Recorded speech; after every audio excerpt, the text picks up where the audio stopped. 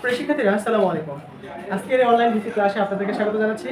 আজকে আমরা যে বিষয়টা উপস্থাপন করব সেটা হলো জ্যামিতি কাকে বলে এবং জ্যামিতির জনক। দেখেন, এখানে আমি প্রশ্ন লিখে রেখেছি জ্যামিতি কাকে বলে। এখানে জ্যামিতি, এই যে দেখতে পাচ্ছেন জ্যামিতি, এই যে জ্যামিতি, জ্যা এবং মিতি, এই দুইটা শব্দের সমন্বয়ে জ্যামিতি। একটা হলো কি জ্যা, আরেকটা হলো কি মিতি। দেখতে পাচ্ছেন এটা হলো কি জ্যা, আরেকটা হলো কি মিতি। এখন এখানে আপনারা দেখতে পাচ্ছেন যে জ্যা অর্থ জ্যা সমান, জ্যা অর্থ হলো ভূমি। জ্যা অর্থ কি বলেন তো? ভূমি। আর আরেকটা শব্দ দেখতে পাচ্ছেন মিতি। মিতি অর্থ কি? পরিমাপ।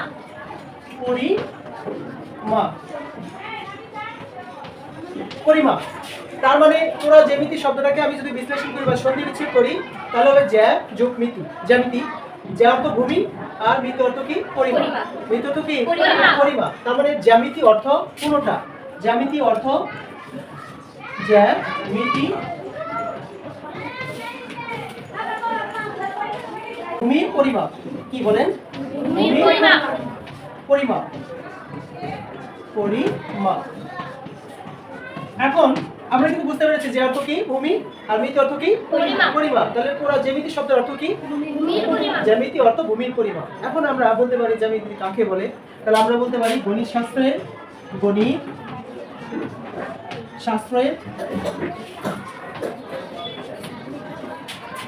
শাস্ত্রের যে শাখা পাঠ করলে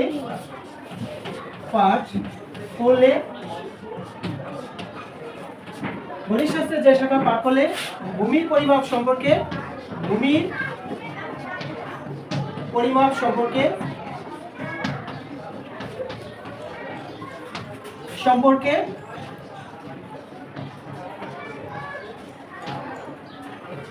সঠিক জ্ঞান লাভ করা যায়।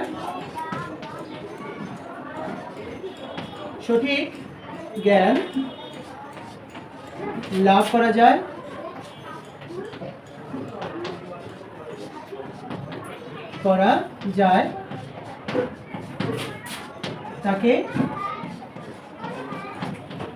জ্যামিতি বলে।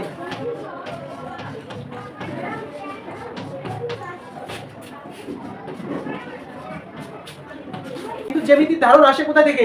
প্রাচীন গ্রিক থেকে বা গ্রিস থেকে, প্রায় কত অব্দে? 300 অব্দে। তাহলে জ্যামিতির ধারণা কোথা থেকে আসে? প্রাচীন গ্রিক বা গ্রিস থেকে কত অব্দে? 300 অব্দে।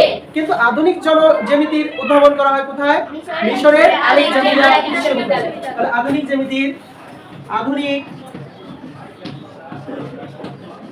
জ্যামিতি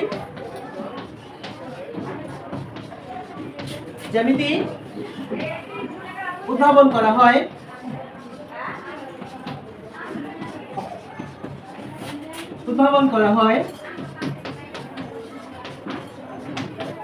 মিশরের আলেকজান্দ্রিয়া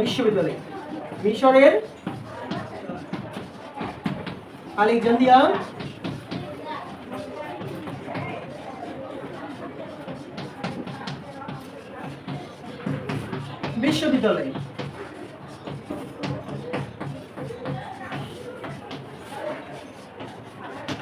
তো আধুনিক জ্যামিতির জনক হলো আধুনিক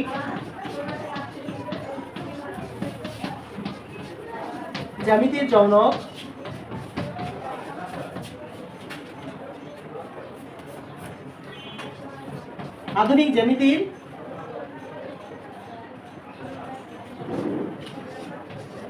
জনক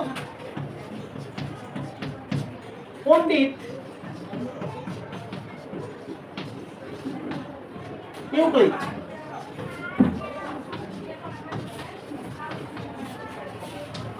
পণ্ডিত ইউক্লিড বা একদম কি?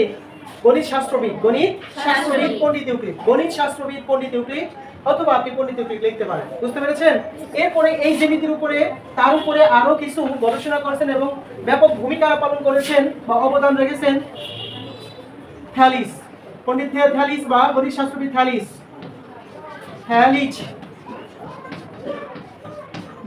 তৃতীয়ত অবদান রেখেছেন পিথাগোরাস।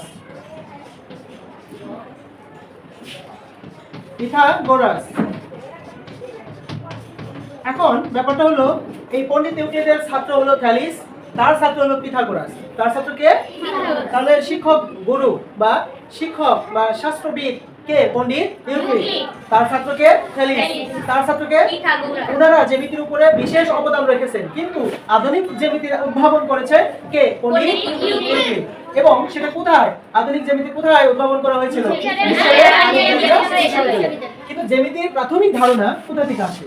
জ্যামিতির প্রাথমিক ধারণা আসে, জ্যামিতির প্রাথমিক ধারণা